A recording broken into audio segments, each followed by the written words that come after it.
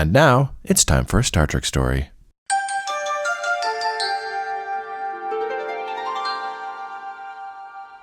Ellen, I'm sure you've heard some versions of this in your life. This idea of, I'm right where I'm supposed to be. Or, where I'm not sure. Like, I hear people like with anxiety, it's like, I'm not sure if I'm doing what I'm supposed to be doing with my life, if I'm where I'm supposed to be in my life. Have you been reading my diary? Are you reading my thoughts right now, Jaron? Yes. What number am I thinking of? What, 7? Oh. Good job. Great. Good job. That's pretty good. Jaron reads minds. So this begs the question, Ellen, how do you figure out where you're supposed to be in life? Oh man, another softball question. You've been going really easy on me lately. I would say, like, if I was to kind of just boil it down as much as possible, I'd say to kind of assess what brings you the most joy, what you are best at, and where kind of the synthesis between those things lays. Not necessarily where they combine, but where they can be at harmony. Okay, I like that. Joy is definitely important. Like, I would not want to be somewhere. I would not my place in life to be joyless. Well, but it's where I'm supposed to be. It's like the great philosopher Kim Cattrall once said, I do not want to be in a situation, even for a moment, where I'm not having a good time. It's like, exactly. Yeah, joy. I like that. I think the other thing I would tap in, I would do is some sense of purpose. I'm not a believer in, say, like, inherent purpose in life. It's about like finding a purpose that's meaningful to you, and I would say joyful to you. So I feel like some, like, yeah, wherever you are, there's some, you feel purposeful, whether that's some like artistic thing you're doing, some job you like, your family situation, like whatever that is. So absolutely, something that brings a level of fulfillment. Fulfillment. I feel like that's purpose. If purpose and joy had a baby, yes, it would be fulfillment. No. Okay, yeah. When you're feeling fulfilled, joyful, and purposeful. Oh, we got it. Well, thanks for listening, everyone. Yeah. We're done. Have a good night, everybody.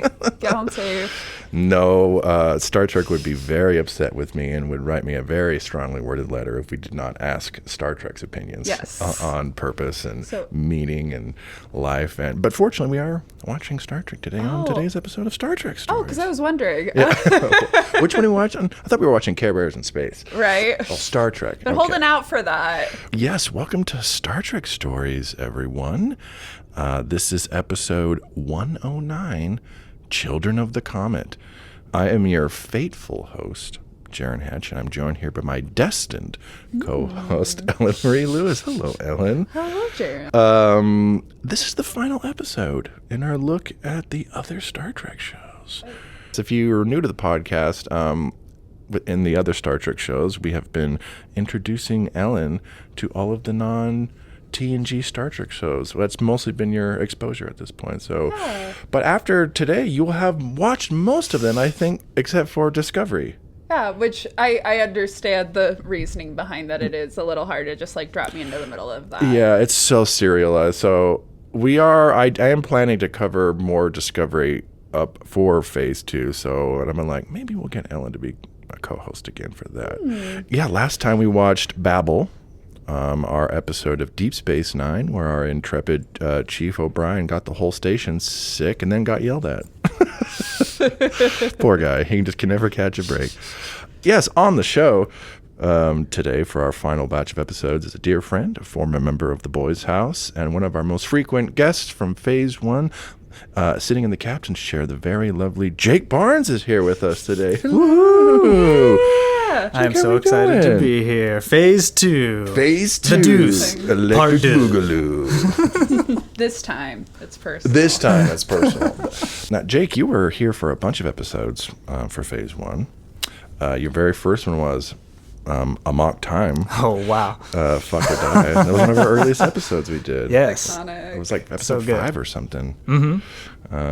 Always a good time. I was like, who are we gonna get for this? I'm like, let's get old Jakey Poo on for Amok Time. It was an honor. But like the big thing we brought you on for was once we got into Golden Age Trek, we brought you on for all the Next Generation Q episodes. Oh, yeah. That was your kind of big, and you got your guys' kind of little list of episodes kind of started in the same point and ended in the same point because we had you on, Ellen, for the little TNG charcuterie board, getting little tastes of Next Generation. But we had you both on for Encounter at Farpoint. Encounter at First Point. And then you guys kind of went off to kind of go do your own things. Jake, all the Q episodes, of course. Ellen, you did all this little, here's little flavors of Next Generation. Then you guys came back for All Good Things. Yes. Legendary series finale. You guys were also both here for apologies, Star Trek Nemesis, the final Next Generation movie. Yeah. Which we all decided was not a good movie and a horrible way for Next Generation to go out on. It's really bad. Oh, so bad. We're ending this little chunk with modern Trek today. We're watching an episode of Star Trek Strange New Worlds. So you're like a modern fan who came in through some of the older shows. But now there's a whole slew of new, current, modern Star Trek shows. So someone who is like a relatively newer fan who came in through the older shows, I'm curious to, like, what are your feelings on both Strange New Worlds and just this era of modern Trek as a whole? What I've heard you both talk about in previous episodes, the seasons today are like 8 to 10 episodes. Right. It kind of has that formula to it. I think the lighting is a lot darker just in general. It has a more of like very cinematic, even though it's a TV show. They all feel like movies. Right. Whereas the 90s TNG show is very obviously a TV a television. show. Yes. Yeah, exactly. brightly lit. Yeah. Yeah. The characters are kind of fuzzy. Yep. It's all softly carpeted. Yeah. So aesthetic-wise, I think that's one of the biggest changes that I've had to get used to, because one of the reasons I like TNG is the episodic thing. I can kind of just put it on the background. It doesn't demand too much of me. It also has a moral of the week. I learn my lesson and I drift off to bed, and it's lovely. I know it's all gonna work out. I mean, unless you're watching Deep Space Nine, then things often do not work out on DS. Right. What about speaking to Strange New Worlds, specifically your thoughts on this incarnation? I really like it. I have not seen beyond the first season. Okay. But I've seen the whole first season. Yeah. And I think it pulls just enough from the older series because it takes place at the same time as the Kirk series. Yeah. But it doesn't rely on that aesthetic or those older storylines. It is its own thing. I appreciate that a lot about it. But it still has just enough of the nuggets to where I'm like, yeah.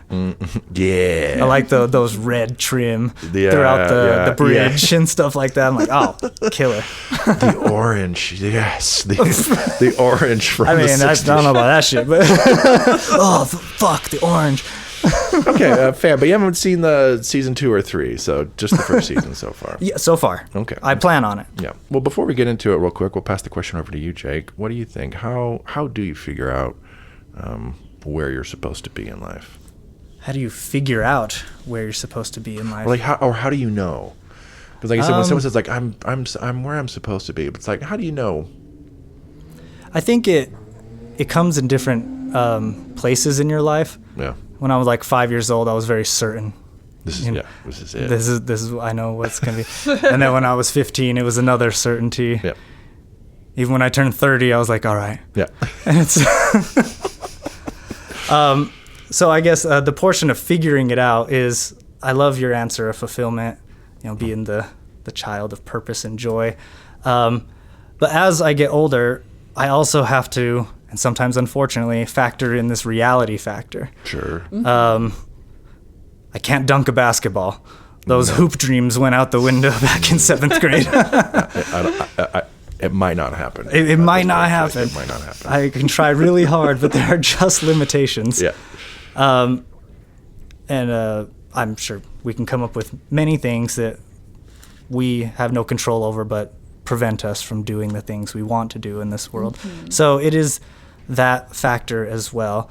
But in spite of your own reality, if you can still find that purpose and find that fulfillment, that's truly rewarding. Yeah. And if there is a point to life, I guess that's it. Yeah. So. Yeah. Good answers all around. Again, I don't even know why we need to keep going with it. with it. Well, I guess we can see if Strange New Worlds can help us figure out where we are supposed to be in life. Watching Star Trek. Right here. With our friends. Right here. Yes, we are watching Children of the Comet today. This premiered May 12th, 2022. This is the second episode produced for the first season. Ellen will give you a little Strange New Worlds primer. Perfect. So the premise for this show is that it's supposed to be set on the classic Starship Enterprise from the 1960s show. Oh. But during the 5-year mission right before Captain Kirk's, focusing on his predecessor, Captain Pike. So this is like a 5-year prequel to the original show, but it's set on the same ship. Ooh. With the captain right before Kirk. Captain Pike does actually come from TOS lore. This is a pre-existing character. Oh, cool. And he was actually the main character for the original 1964 pilot, the version of the show they did not pick up. Oh. But the episode does count toward like the overall lore and continuity. So, For sure. So in a way, this show is them finally greenlighting the Captain Pike show after 60 years. So this probably has the longest pitch to The original actor is probably like punching the air. If he's still with us. No. Jeffrey Hunter unfortunately died fairly young. Oh my God. Yeah, I think he died in the 60s or 70s. He did, yeah. So probably for the best that Shatner came on instead, because he's somehow still with us. And this version of Captain Pike, played by the very handsome Anson Mount, this version first actually appeared in Star Trek Discovery during that show's second season. He was a featured character for that entire season. But the fan response to him was so positive, the powers that be decided to give him his own show. So technically, this show is also a spinoff of Discovery, though it does not require any prior viewing of that show to understand. It's the Daria to its Beavis and Butthead. Yes. You're just not going to understand it. Right.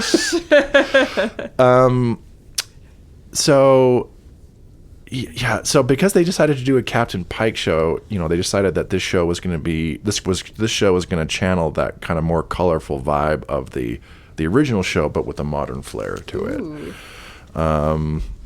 And because this is set on the classic Enterprise, we do get a mix of like familiar faces and brand new characters. So it is also kind of interesting, kind of mishmash of pre-existing characters and characters we haven't seen before.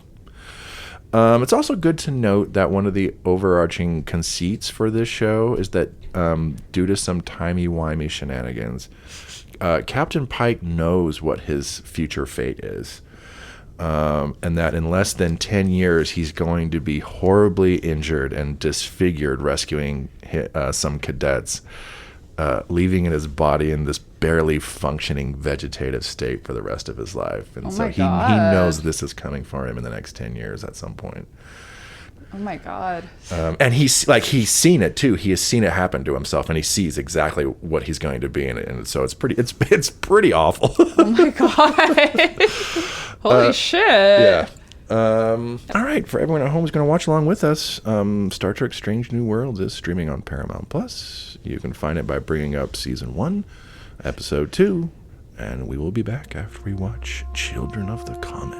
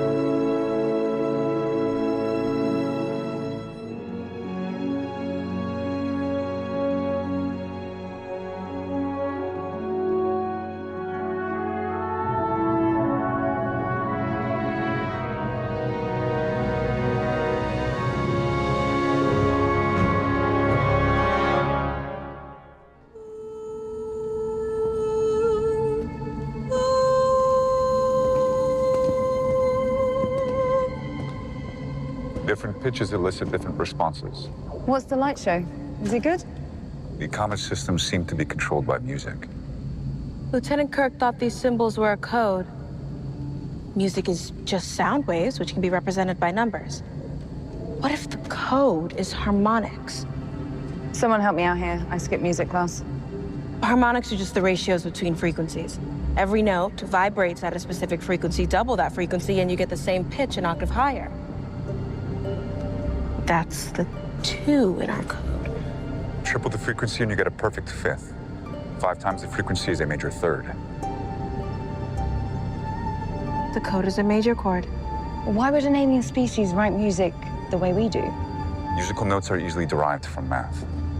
Vulcans theorize it is their fundamental nature which makes them pleasing to the ear.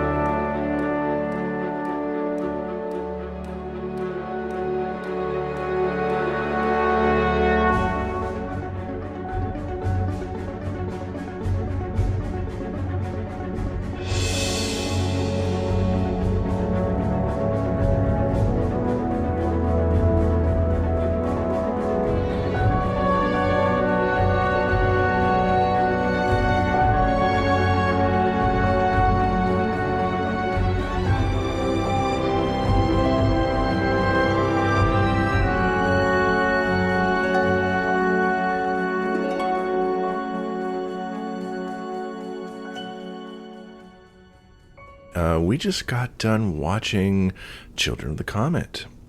In case you've never seen this one before, didn't watch it along with us. So in this one, the Enterprise is kind of like monitoring a comet that's like approaching a planet. During all this, like, it's all kind of told from like Uhura's point of view. She gets like the little opening like log and everything. But yeah, we really kind of established that, yeah, she's a cadet who's like in training on the Enterprise. She gets invited to the captains for dinner, and while she's there, like, I mean, she's, you know, like, I can speak like 37 languages, and like, I mean, Uhura's a genius. But you know, the captain asked her like, where do you see yourself in like 10 years? And she's like, I don't know. I don't even know if I'm going to be in Starfleet. And she kind of admits that she joined Starfleet because like her whole family died and didn't know what else to do. It's just horrible. So she, she's like, I'm not sure. But the Captain Pike's appreciative of her honesty. He's like, well, whatever you decide, I hope, you know, you find where you want to be. But then Spock also kind of is like, hey, you know, there are definitely people who do really want to be here, so you should probably really think about where you if you want to be here or not, which is fair. Mm-hmm. But then it turns out this comet they're studying, they're like, oh, it's going to impact with this planet, and there's people living on this primitive like civilization living on this planet. They're like, oh, we got to stop it. So they try to alter its course or destroy the comet, but then it's got force fields, and they're like, oh my god, what the hell's this? And they figure out that there's like alien technology on the comet. So they beam over a landing party. It's Uhura's very first mission, but they send her.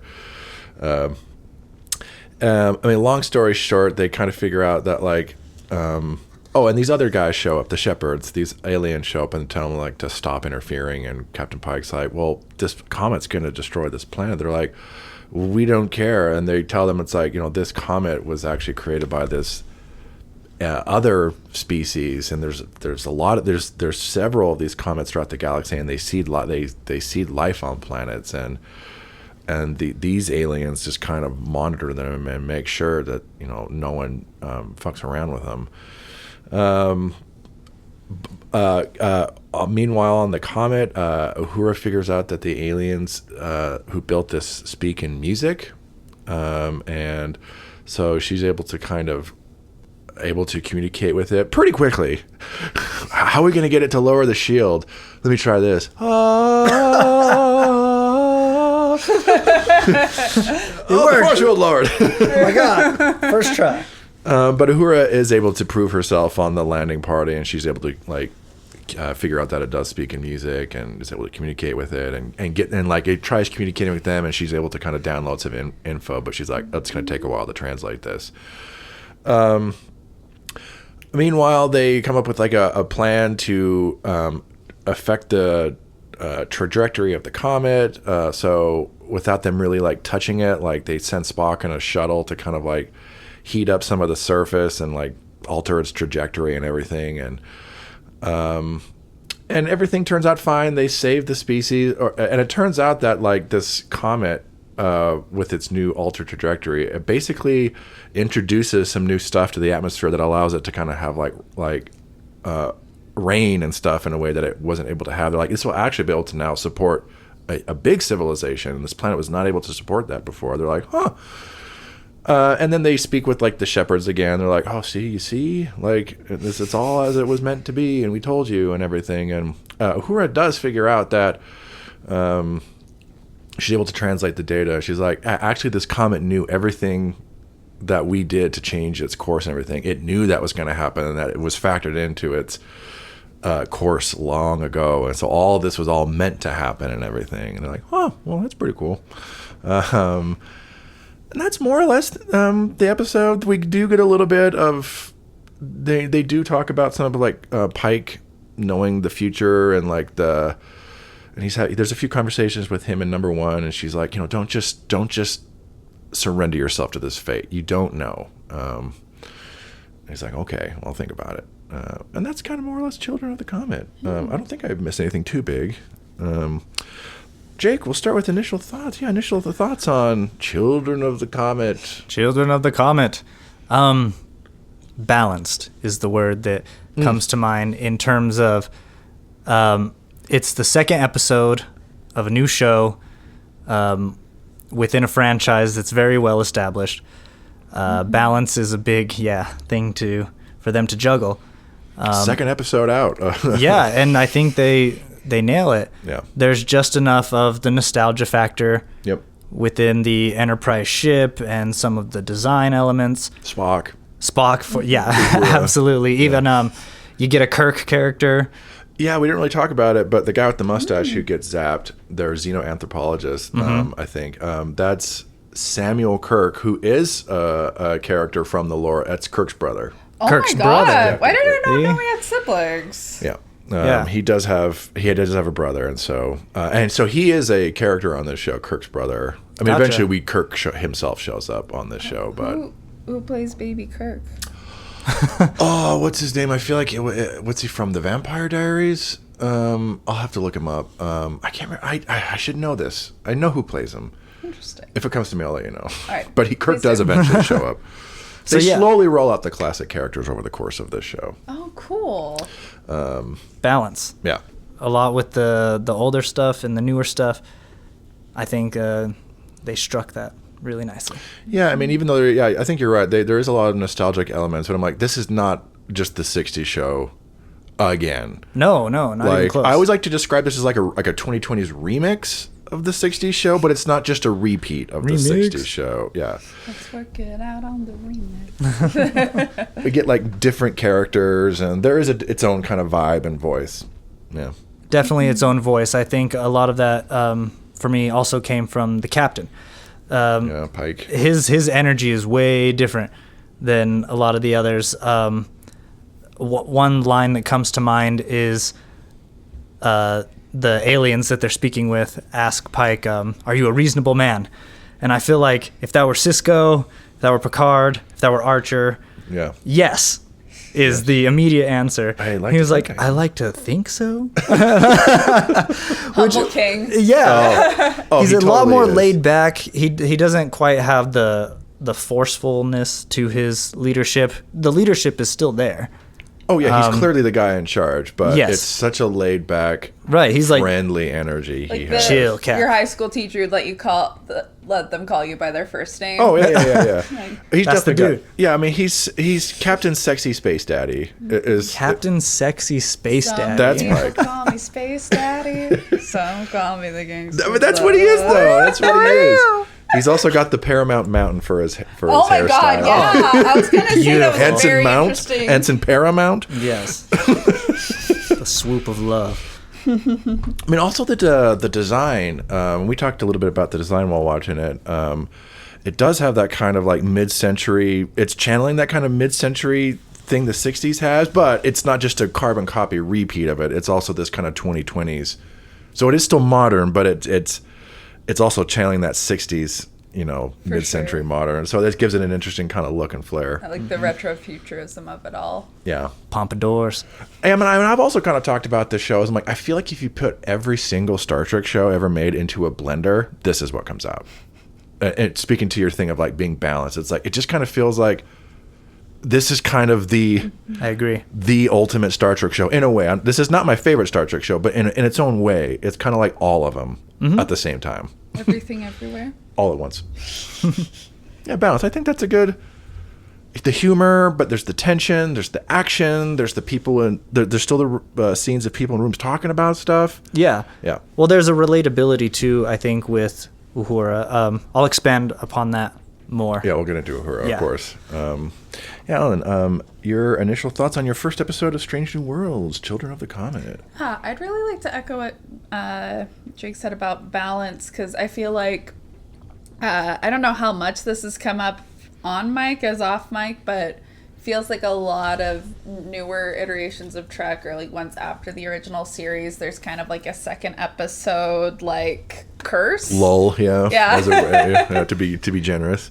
Where sometimes like the second episode can be like a little clunky, a little difficult. Definitely a come down which after is- the big splashy premiere. Absolutely, Yeah. which, it's the first season of a new show. Like, it takes time to work things out. It's not necessarily, like, a reflection of the rest of the series, but I've seen many second episodes at this point in our mini-series, and this is incredibly strong for a second episode. Like, I would not think this was a second episode unless I was told explicitly before, as I was now. They already feel pretty confident in what they're doing. I mean, honestly, the first episode also comes across really strong, but then again, it's always like, but can you do it for the second episode? Because that gives you more of a sense of week after week what you can really expect, and it's like, wow, damn, this is great. If this is what we're going to get week after week, sign me up.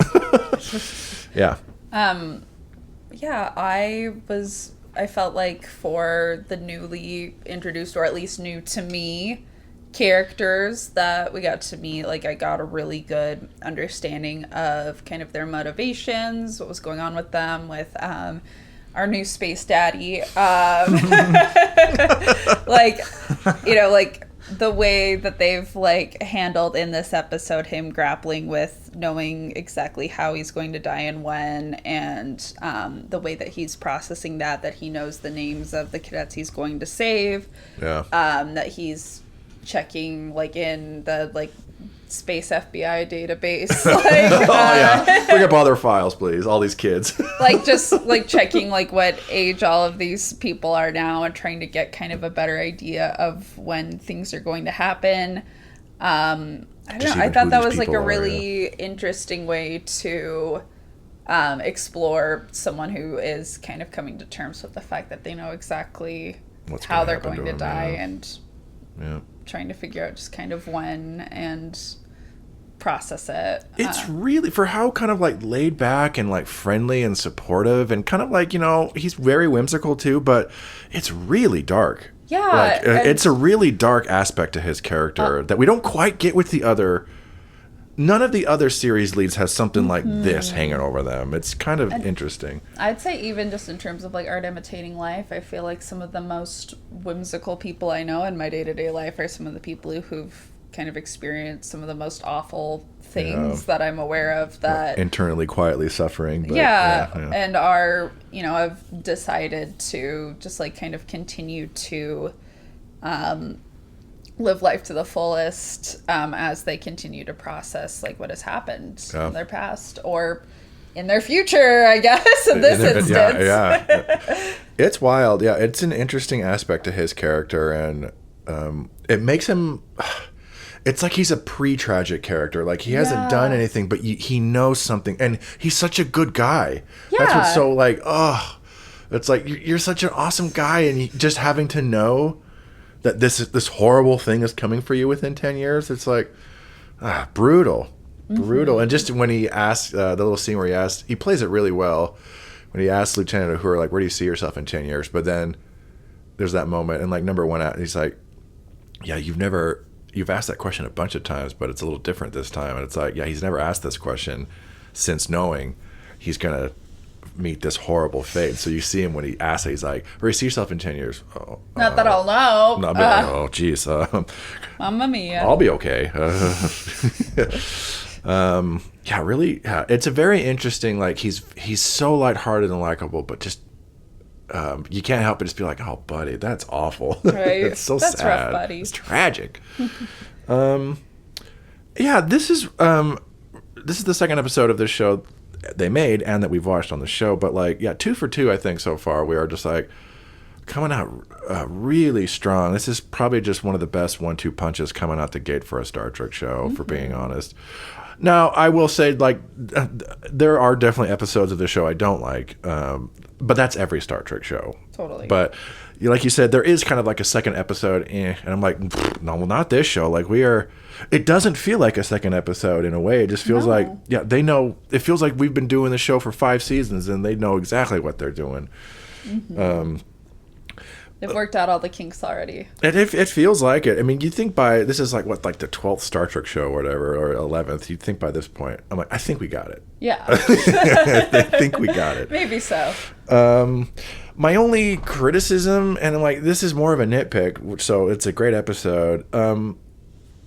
Some parts felt a little long to me. Like, some of, like, the space action bits, like, they looked really cool, but they felt like they did kind of just...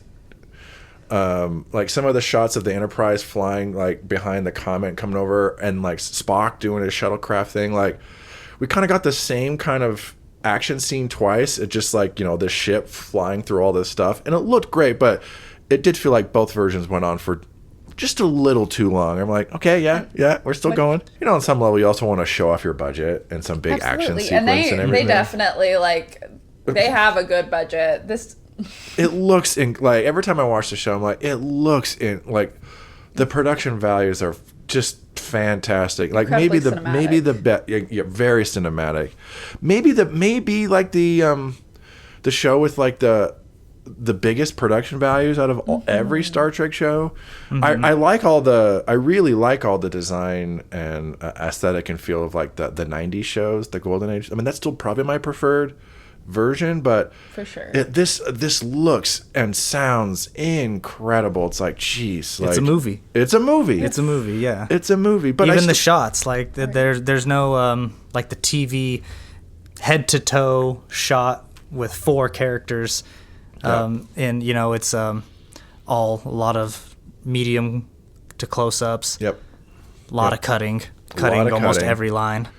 Yeah, I know we were all really gagged by the set pieces, the glassware as per usual. Once again, yeah, Kirk. I mean, it's kind of silly in the sense of just how big that. I'm like, you guys are in a spaceship. Like, the sets would the rooms would not be this big, but it's also like, who cares? Yeah, it looks awesome. The vibes are good. The vibes are good. Yeah, Captain Pike's little schwanky captain's pad is awesome. His ready room, his office, like, where they're having the briefing. That room is incredible. The bridge is beautiful, like, because they're channeling the 60s design. Right. But it's not just a carbon copy repeat of it. I agree with what both of you are saying about the design, and what you mentioned about, like, it's being stylized. It feels like they were given permission to use color. Yeah. Like yellows, reds, all these things that are popping, like, on screen, and it's really fun to watch, because I feel like Star Trek Discovery is a little bit opposite of that. It's really brooding. It's sterile. It's grays. It's silvers. It's navy blue. They're not necessarily a bad color palette, but really mechanical and industrial. Where this is, it's got flair, it's got pizzazz, it's got jazz fingers. Yeah, and I'm like, thank you, and part of that is this kind of happy. I don't want accident's not quite the right word, but this happy accident. I'm like, well, we're doing it's taking place like 5 years before the '60s show, so on some level we have to channel that. So it kind of forces their hand a bit, but I'm like, but thank God, because I'm like, one of the things I love about the '60s show, like, it's very dramatic. It can even be horrific at times, but it's so colorful. Like, there's color everywhere, and it's so big, and it's not afraid to be loud with itself. And this is not quite as loud as none of them are as loud as the '60s show, which is why I love the '60s show. It's so big, the music, the colors, but this finds a really nice balance of making it feel like a real place, like a modern science fiction show. But I'm like, oh my God, I can see things. Like, it does have the dramatic cinematic lighting, but I can see things. It's not all in shadow, and there's color, and it's like, the darkest bits are when they're like on the Comet for the first time. I'm like, but that makes sense. Yeah, you're in space. Yeah. There's even no when light that in set space. lights up, when she's like singing to it and finally like wakes it up, oh my God, it looks incredible. It's all lit, and shift gears a little bit. Lieutenant Uhura, or Cadet Uhura. She's Lieutenant Uhura on the show. This is pre-lieutenant. She's Cadet Uhura. This one is really kind of concerned about her, and this is interesting. We haven't had a lot of shows or talked a lot about. We talk about characters on the show, but it's an interesting situation to talk about a character that exists in a previous show, but now we're kind of fleshing that out in a new show that we haven't quite seen before. So it is kind of interesting. It's like, we're getting all this. This is probably more stuff that Uhura's got combined to all her stuff in the original show. She's mostly in the back, kind of like hailing frequencies open and stuff like that. I mean, she gets stuff to do on the original show and the movies, of course, but like they never really fleshed her character out. It wasn't really a character show. It was mostly about Kirk and Spock and solving the dilemma of the week. Totally. So now we're fleshing out Uhura as a character. So I'm curious what you guys think about this as kind of like exploring this character who pre-exists in a new way. I think it's fantastic. I really love how specific and niche the issues that she is facing are. And what I mean by that is I had a director. I was just in a play, and this director would say a lot that when you try and reach everybody, you reach nobody. Yeah. Her problems are really specific. I mean, I don't think anyone in this room speaks 38 languages and are a linguist. Yeah. Prodigy, geniuses. Yeah. So the specifics of what she faces aren't relatable in that sense. But what is really relatable is the things that we all know what it's like to be frustrated. We all know what it's like to be in a position where we feel like we're not doing our best. We all know what it's like to be in a position where there's a lot of pressure and everyone's counting on us. Yep. So I think in that sense, being really specific to what her issues were actually made it more relatable. Yeah. And I was able to pull a lot out of it, Yep. Problems that I've never specifically had to deal with in life, obviously. You never had to communicate with an alien No, I intelligence? haven't. Oh, God, come on. But that's the beauty in it, is I think the more specific you get, you actually reach more people. Because when you go into it with the mindset of trying to reach everyone, that's not really going to work. Those aren't the human elements that people are going to pull out of the story. I guess one thing this is kind of just channeling our question from earlier, but just kind of thinking about, this, because, her whole thing is like, is this where I'm supposed to be? I don't know. I think a good thing to also consider to add to our answers is it's important to be in a place that is going to challenge, like appropriately challenge you, like so you can grow as a person. And so it's like, it's not just being in a place. There has to be something that's going to challenge you to be a better person on some level. And so she gets to shine here. So that's another thing I'll add to this is that, because they're in a dangerous situation, but she's able to come through and help them. And it's not about just being there for other people, but she gets to be there for other people and grow as a person. So I'm like, well, that's also like, so I think to be appropriately challenged is probably, if it's too much, Yes. that's not going to be good. No, I agree. Like, and just like kind of in terms of thinking about like the own internal questions I've had about like where I'm supposed to be, like especially career wise. I'm in kind of a place right now where I feel like I'm not being like properly challenged and don't really have the room to grow that I want. And it can be really difficult. So to have, Star Trek help give us part of that answer, listen to what Star Trek has to say, like that is like a really key element that was missing in my original answer. Yeah. And this is also, I mean, just, how do you guys feel about, I think her name is Celia Gooding. What's her name? Celia Rose Gooding? Is that Rebecca Romaine's character? No. Uhura, the actress who plays Oh, Uhura. It's something like that. I have to look it up. But Celia Rose Gooding, I think it might be her name.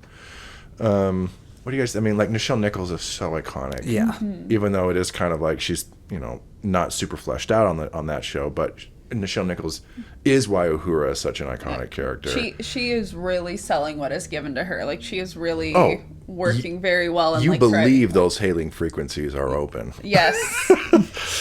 What do you guys think about her kind of stepping into play as iconic?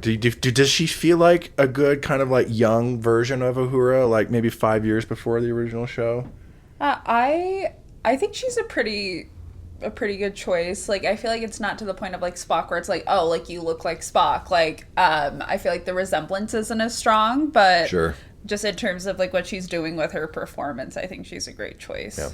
Yeah. What do you think, Jake? Yeah, I agree with that. I think it is kind of interesting to think about that she's a cadet right now, and in 5 years she's going to be on the bridge of the Enterprise with Kirk, the senior communications officer. Yeah, so in those 5 years, I imagine an intense amount of growth. And that's probably where the rest of the series is leading with her character. But yeah, as far as the performance goes, I think it's really great. It's kind of hard to balance youthful energy with also being the genius in the room. Right. From a performance standpoint, and also if you were actually that person, that would be just a tough scenario to be in general. Yeah. But yeah, as isolating. Right. Yeah. Completely isolating and feeling like you're on an island. But from a performance standpoint, that's got to be hard because you have to telegraph to a certain degree to tell the story, but it's a fine line, especially when you're trying to play youth. It can easily come across as over the top, out of touch. Make them childish. Childish, yeah, exactly. Yeah. And I think that I don't get that in here. You definitely get the notion that she's green. Yeah. Which is obvious, and that's going to happen with being a cadet. But as far as the confidence in the performance, I see no nerves. I see no nothing on camera that seems like, oh, I see the actor and not the character anymore. So kudos. Yeah, I think it's a great performance too. She makes it her own while also channeling like Nichelle Nichols, but like it doesn't feel like she's just trying to do a cheap impression. She's really fleshing this character, and like it feels like we're dealing with Uhura, not necessarily just like, remember Nichelle Nichols? Right. Yeah. And that's because that's an easy trap to fall into. Well, and Spock has that same trap to easily fall into. Shout out to Ethan Peck for his. I don't like in some of the future seasons how they write Spock. There's some stuff they do with Spock that I really don't like. That how they write him, but his performance is always very good. He's really good. I do like Zachary Quinto in the J.J. Abrams movies too as Spock, but I think after Leonard Nimoy, I would go with Ethan Peck from this show. Yeah, as my next favorite Spock. And that seems really difficult because you have to hit the points. It's Spock. Yeah, it is one of the most like iconic characters in television, not just Star Trek. So you cannot ignore. Even if you don't know Star Trek, you know Spock. Everyone knows Spock. Iconic pop cultural figure. Yeah. So you can't ignore those mannerisms and things about him. But you also can't make an impersonation. It can't just be a Leonard Nimoy that's something different. That's a different skill. Shout out to the whole cast. I do think this is a pretty good ensemble. I think it's one of the stronger ensembles in the franchise. But also a special shout out to the characters or the actors who are playing pre-existing characters. Because I think they all do a good line of like channeling that original character but making it their own. I think this is also the first time the ensemble is majority female. I think this is the first. I think this is the first time in Star Trek where it's usually like a little bit of a boys' club. I mean, there are female characters, and it's kind of balanced out over the years.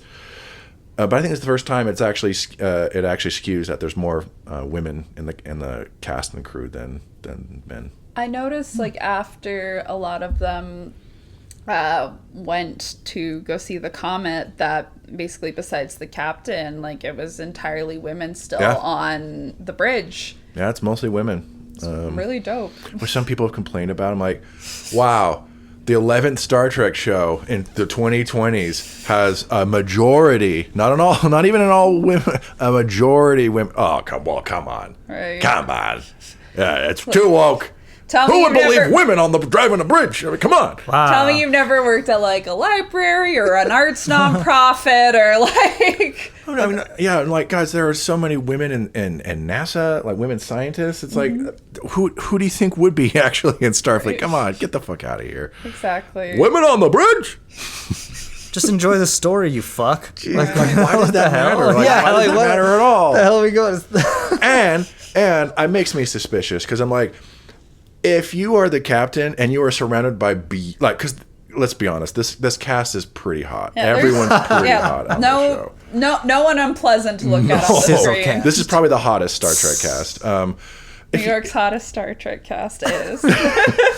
If you are like Captain Guy surrounded by beautiful women on the bridge of your ship, you're going to tell me you're going to complain about that? I raise my Spock eyebrow at you, sir. I raise my Spock eyebrow at like, you. are some of you like sure that you're attracted to women? Like, yeah, right? Come on. Are you sure you guys like women? Right. Like, you love your wife, gay. Right. What? Fellas, is it gay to think women are pretty? Gay. I like my bros. I'm super straight. Right. Super straight. We said no homo beforehand. It's okay. God. I think we'll start to wrap it up there. That's a good place. Let me spot you, bro. Jake, any final thoughts on Children of the Comet? I really enjoyed the music aspect. Yeah. I thought that was really cool. In conversations you and I have had, totally unrelated to Star Trek, music related, that it is really closely related to math.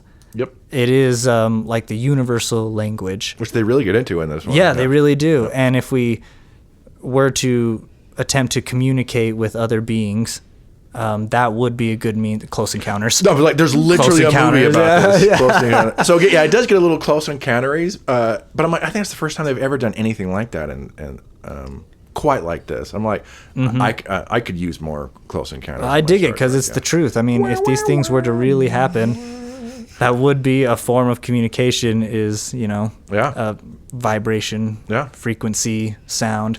Yeah, I like how he even kind of describes it. It's like, yeah, music is basically going to be music everywhere. Like a C is a C, a high C is wherever you are in the universe. A high C is always a high C. And breaking it down into the octaves and the scales and the 4/4 time and all the weird math things that come, a perfect fifth, the majors. Yeah, I mean, we have like specific things we'll do with music, but like in a lot of ways, it's like music is more of just something that you kind of discover more so than invent. Like it's just kind of like, oh yeah, this yeah this is just a thing.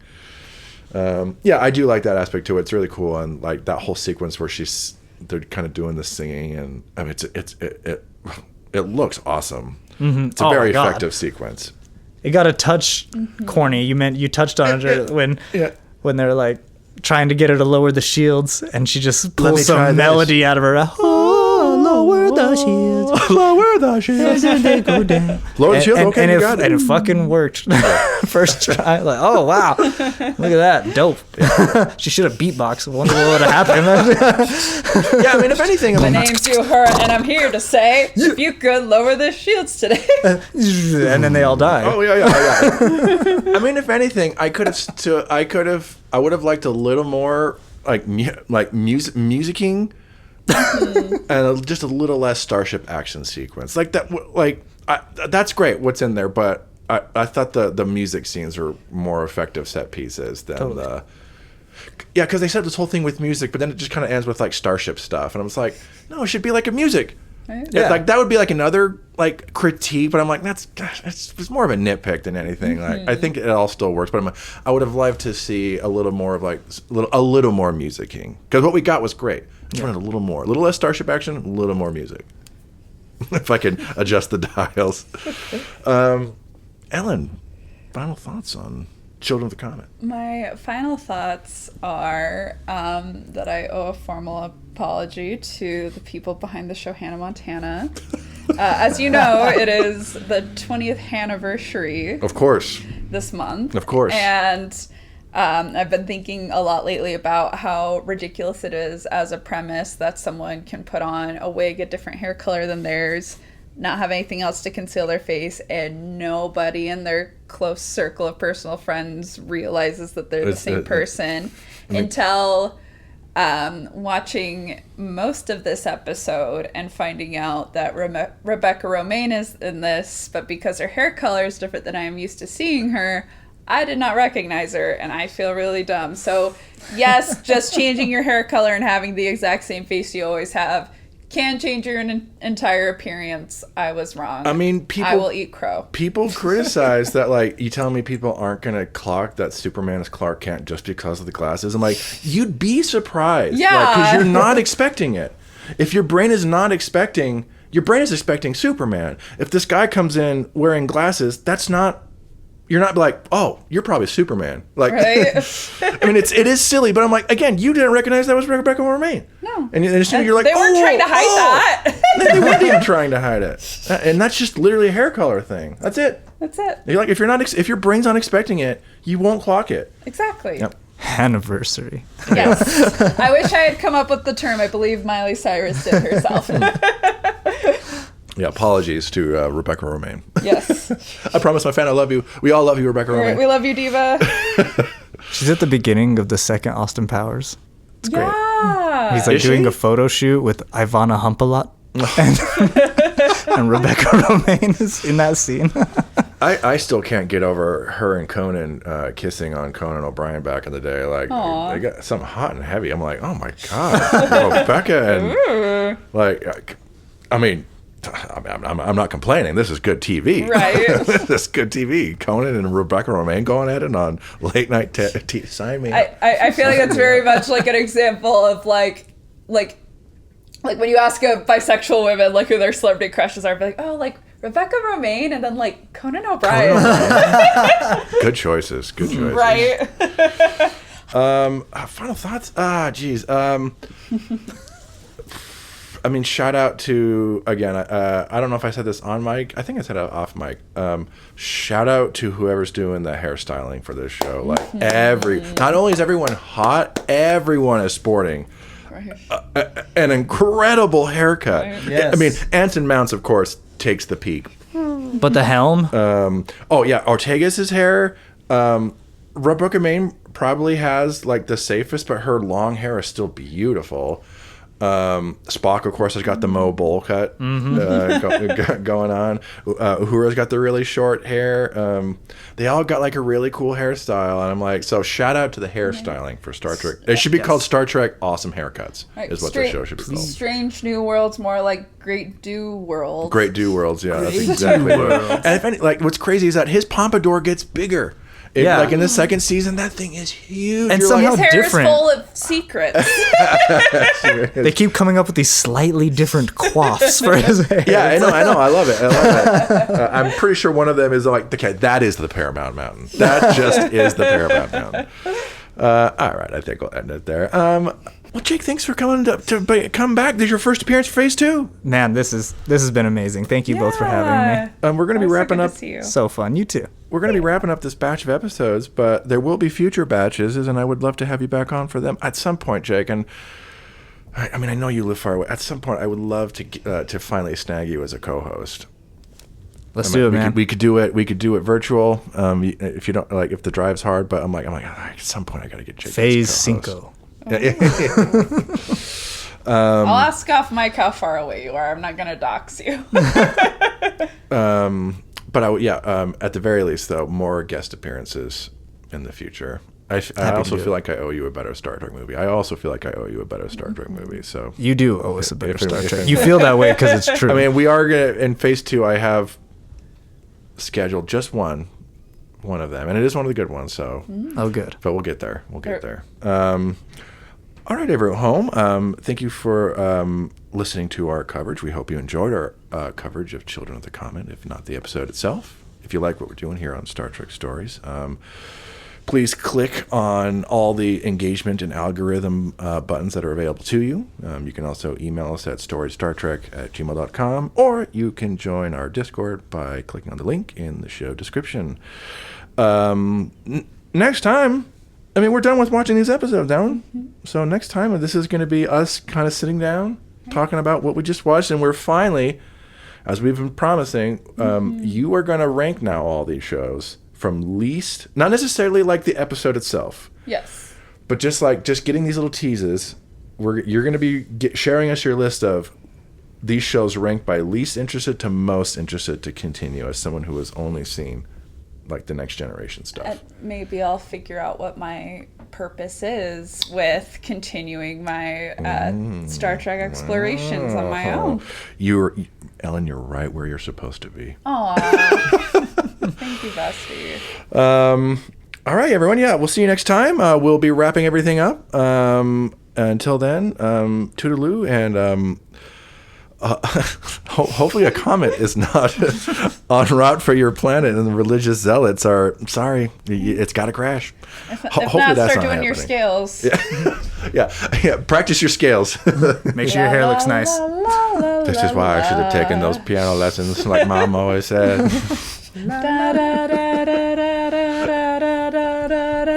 Yeah, hold on. I think I know how to lower the shields. Give me a second. And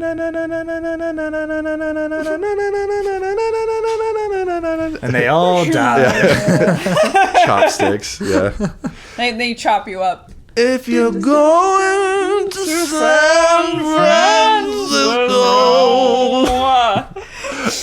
I believe you've activated the self-destruct sequence. Boom. All right. Goodbye, everyone. Bye-bye. Bye. Bye.